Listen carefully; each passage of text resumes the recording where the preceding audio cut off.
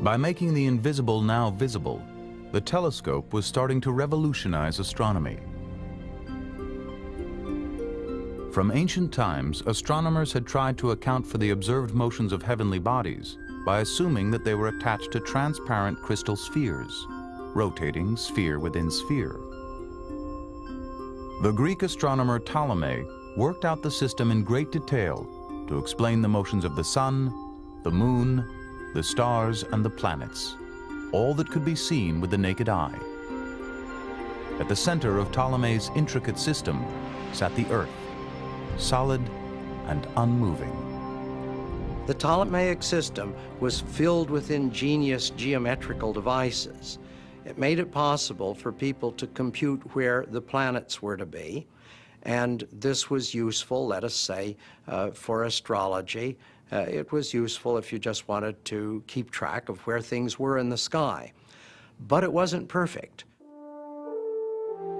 60 years before the telescope, a Polish clergyman, Nicholas Copernicus, noticed that the calculations needed to predict the positions of the planets in the sky would be simplified if he assumed that the sun, rather than the Earth, were at the center of the universe. Copernicus described the sun as though on a royal throne, ruling the planets that circled around it. It was a wonderful system aesthetically. For decades after his book, most astronomers simply suspended judgment. The reason was that there was no observational evidence that the Earth moved. In fact, it seemed almost silly that the Earth moved. In the Copernican system, the Earth was never still. It had two separate motions, revolving around the sun each year and spinning on its axis once each day.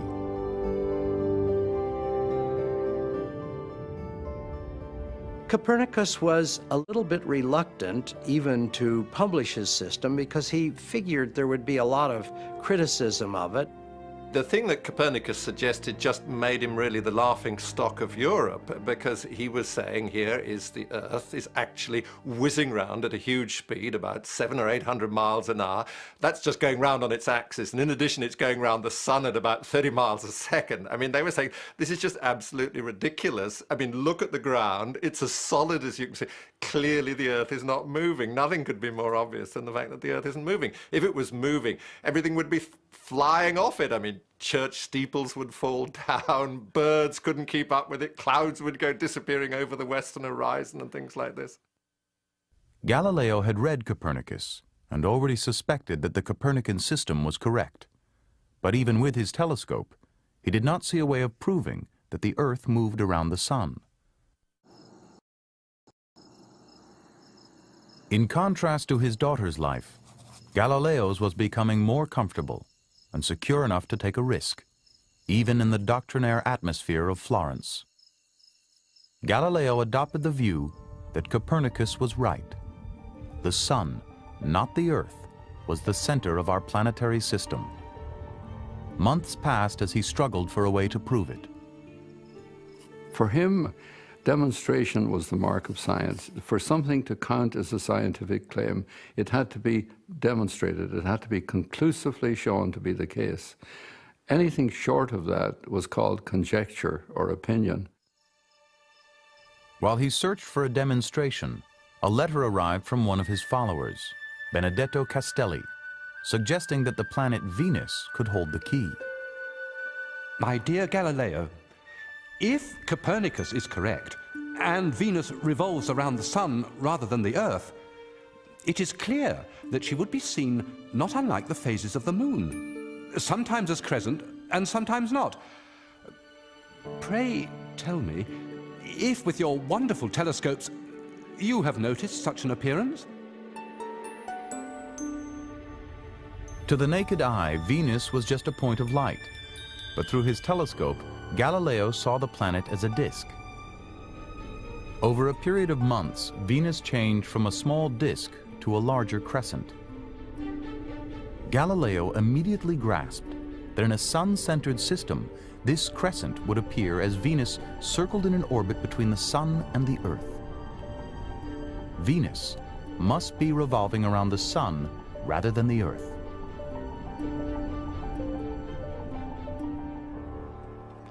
With absolute necessity, I had to accept the theory of Copernicus that Venus revolves around the sun, as do all the planets, including the Earth. No longer did we have to endure any argument, however feeble, from persons whose philosophy had been badly upset by this new arrangement of the universe. But the argument was just beginning, and Galileo utterly misjudged the opposition. Opportunistic priests in Florence announced from their pulpits that Galileo was spouting dangerous new ideas. A chorus of jealous academics, bruised by Galileo's arrogance, joined the clamor. Galileo counted on his Medici patrons to protect him, but that protection started to erode when the Grand Duke Cosimo's mother began to have doubts. One of Galileo's young proteges was teaching mathematics and astronomy, Benedetto Castelli, and he got invited to one of the intellectual brunches that Cosimo's mother, the Grand Duchess Christina, was wont to put on. And so the conversation got around to these satellites of Jupiter. Galileo had named the moons of Jupiter for the Medici family, but the Grand Duchess questioned their authenticity. Are they real? Oh yes, said Castelli, even the Jesuits down in Rome have confirmed this. And then she switched the subject. She said, what about Copernicus? And what about Joshua at the Battle of Gibeon, when he commanded the sun and not the earth to stand still? In the book of Joshua, the Lord halts the movement of the sun, allowing the Israelites a bit more daylight to defeat their enemies. This and a half dozen other biblical passages seem to suggest that it was the sun which moved, not the earth. The Grand Duchess Christina worried that her new court philosopher was contradicting the Bible. Galileo answered Madama Christina with a letter that went far beyond astronomy. Yeah, I agreed with Madama Christina that the Holy Scripture never lies. That the decrees contained therein are absolutely true and inviolable. Now, I should have added that though the Scripture never errs, its interpreters and expounders are liable to err in many things when they base themselves always on the literal meaning of the words. Galileo was honest when he said that if the Bible seemed to say something different from what science said, then you had just misinterpreted the Bible. I believe that the Holy Writ exists in order to persuade men of the truths necessary for salvation. It's not necessary that the same God that gave us our speech and our senses, our intellects, would have us put aside those things. Particularly in the case of science, where it's not the smallest mention in the Holy Bible. If the sacred scribes meant to teach men astronomy, then why did they leave it out? The pious Cardinal Bellarmine had countenanced burning men alive, but he was ethereal and unworldly. Even the ruling families of Italy considered the cardinal a bit too saintly. For Galileo, counting on the influence of his Medici patrons, the cardinal's incorruptible piety was not good news. But Galileo never even had a chance to persuade Bellarmine. 3 days before his planned meeting with the cardinal, the Holy Office of the Inquisition met at the Collegio Romano to vote on the theories of Copernicus. The theologians get involved, and they're giving their professional opinion about this matter. And that professional opinion is that the proposition that the sun is the center of the world and that the earth is going around the sun are propositions that are, in view of the scriptures, heretical. The vote was 11-0. The hypothesis that the earth moved was foolish and absurd. The belief that the sun was the center of the world was a matter of formal heresy. Cardinal Bellarmine would use his meeting with Galileo to deliver the edict. Galileo will be told, formally, not to hold and defend the Copernican position.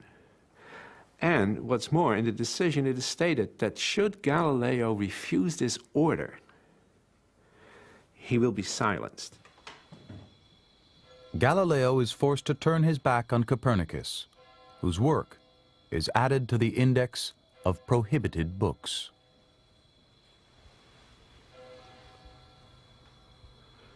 When the theologians were merely thinking of prohibiting Copernicus's book, I held it to be true. Then those learned gentlemen actually did prohibit the work, declaring its opinions to be false and contrary to Scripture, knowing, as I do, that it always behooves us to accept the decisions of the authorities, guided as they are by a higher insight than my humble brain could ever attain to. I declared my former defense to be merely a poetical conceit, a dream, a fancy of my own, a mere chimera.